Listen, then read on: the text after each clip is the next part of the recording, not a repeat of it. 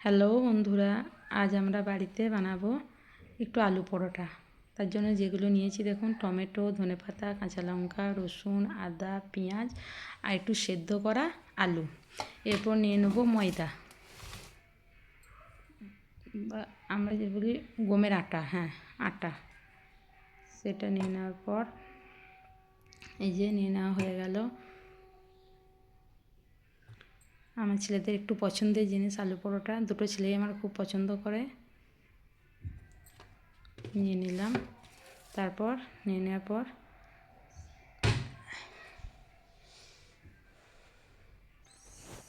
সামান্য একটু নুন দিলাম।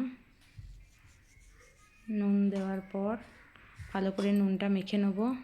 এই তো সামান্য নুন দেওয়ার পর নুনটা ভালো করে আটার মধ্যে মাখিয়ে নেব। সুন্দর করে মাখাতে হবে যেন নুনের ডেলা কোথাও কম বেশি না হয়। মাখিয়ে নিলাম। মাখিয়ে নেওয়ার পর এরপর জল দিয়ে একটা ডো বানিয়ে নেব। যেরকম আমরা বাড়িতে রুটি করি, সেই আটার রুটি, সেই রুটির মতো একটা করে মিশ্রণ তৈরি করে নেব। ডোটা তৈরি করে নেওয়া হয়ে গেছে। ডোটাকে 15 মিনিটের মতো রেখে দেবো। এরপর আমরা করে নিলাম আদা, রসুন, লঙ্কা পেস্ট। আর এ তো হয়ে গেছে। আদা, রসুন, লঙ্কা, পেঁয়াজ আমরা সব কুচিয়ে নিয়েছি। ধনেপাতা, পেঁয়াজ, টমেটো সব কুচিয়ে নিয়েছি। আমি আমার চিমনি অন করে দিয়ে শুরু করে দিলাম। কড়াইতে হালকা তেল দিয়ে প্রথমে গোটা জিরে ফোড়ন দিয়ে দিলাম কড়াইতে। তারপর দুবার নাড়াচাড়া করে যখন জিরেটা একটু গন্ধ বেরিয়ে আসবে, ভাজা জিরে পেঁয়াজ দিলাম। পেঁয়াজ দেওয়ার পর নাড়াচাড়া করলাম। নাড়াচাড়া করার পর হালকা পেঁয়াজগুলো হালকা মতো লাল হয়ে আসবে বন্ধুরা, সেই সময় দিয়ে দেবো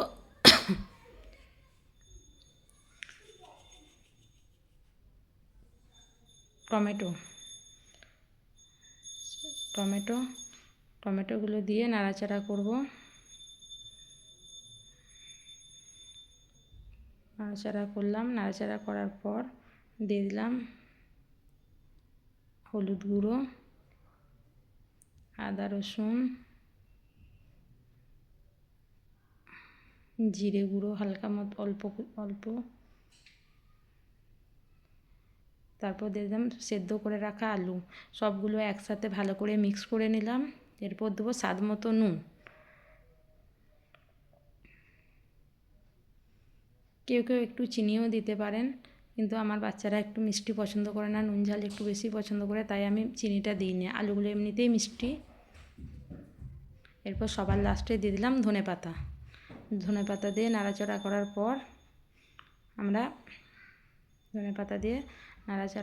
পর আমরা রেখে দিলাম। গ্যাসের ফ্লেমটা অফ করে রাখলাম। এরপর ডোটায় হাতে হালকা সামান্য তেল নিয়ে ডোটায় ওপর থেকে বুলিয়ে দিলাম। নেড়ে চেড়ে নিলাম। নেড়ে চেড়ে নেওয়ার পর এরপর আমরা 15 মিনিট পর যখন আলুর পুর ঠান্ডা হয়ে আসলো, সেই সময় একটা জায়গায় আলুর পুরটা নামিয়ে নিলাম। একটা পাত্রে আলুর পুর ঢেলে নিলাম। পুরটা ঢেলে নেওয়া হয়ে গেছে। পুরটা ঢেলে নিলাম। পুরটা কি সুন্দর কালার এসছে বন্ধুরা, যেরকম চপের মশলা হয় বন্ধুরা, ঠিক সেই রকম কালার, গন্ধও ঠিক সেরকম। এরপর আমরা আটাগুলোকে রুটির মতো নিয়ে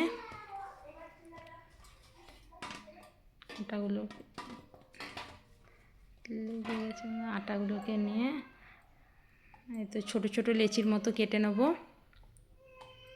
ছোটো ছোটো লেচির মতো কেটে নিলাম।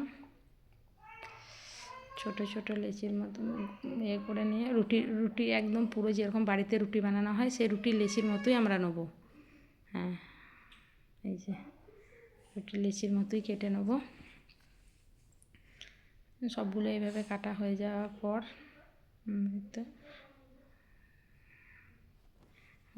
পর এই যে এরকম গোল করে ডো করে নেওয়ার পর এই যে এরকম একটা পুর ভরার জন্য আমরা ডোটাকে রেডি করে নিলাম, লেচিটাকে।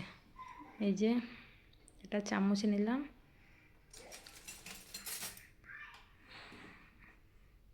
চামচের সাহায্যে পুরটা নিয়ে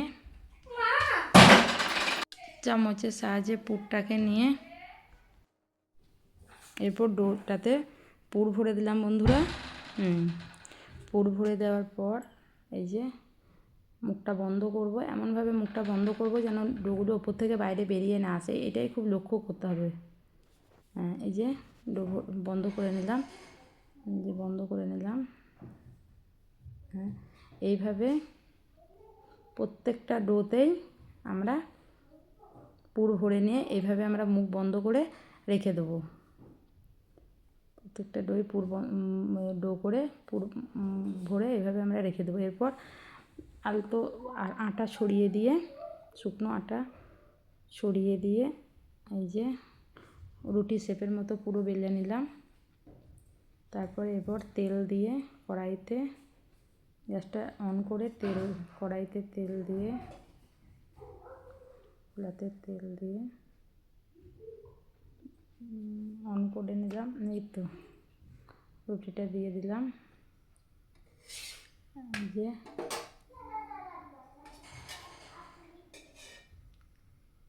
এপিট ওপিট শেখার পর রুটি এক পিঠ যখন হয়ে যাবে তখন হালকা মতো ওপর থেকে তেল দিয়ে, তেলটা পুরো, বাড়িতে যাদের ব্রাশ আছে বন্ধুরা ব্রাশ করেও নিয়ে নিতে হবে। আমার বাড়িতে এই মুহূর্তে ব্রাশ নেই, ওই জন্য আমি খুন্তি করে এভাবে পুরো রুটিটার মধ্যে তেলটা লাগিয়ে নিলাম। এই যে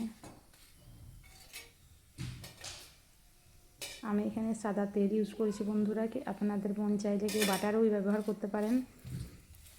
এই যে দু পিঠ এইভাবে হালকা করে তেল বুলিয়ে দিয়ে এই যে লাল লাল করে আমি পরোটাগুলো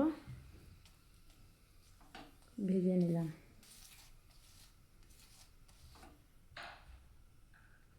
লাল লাল করে পরোটাগুলো ভেজে নিলাম। প্রচণ্ড ঠান্ডা লেগেছে বন্ধুরা, আমার গলাটা প্রচুর খুসখুস করছে। এই ওয়েদারটা একটা বিচ্ছিরি ওয়েদার, ঠান্ডা গরম। আর এই যে আমাদের এখানে কালকে প্রচুর বৃষ্টিও হয়েছে, ওই জন্যে আরও বেশি শীত ভাব লাগছে। ঠান্ডাটাও লেগেছে দুদিন হলো। ব্যাস আমার প্রত্যেকটা পরোটা এইভাবে লাল লাল হয়ে ভাজা হয়ে গেল। এই যে আমার পরোটাগুলো ভাজা হয়ে গেল। এই যে প্রত্যেকটা পরোটা আমার এইভাবে ফুলে উঠবে, খেতেও হবে খুব সুস্বাদু। টমেটো সস দিয়ে খেতে পারেন কেউ।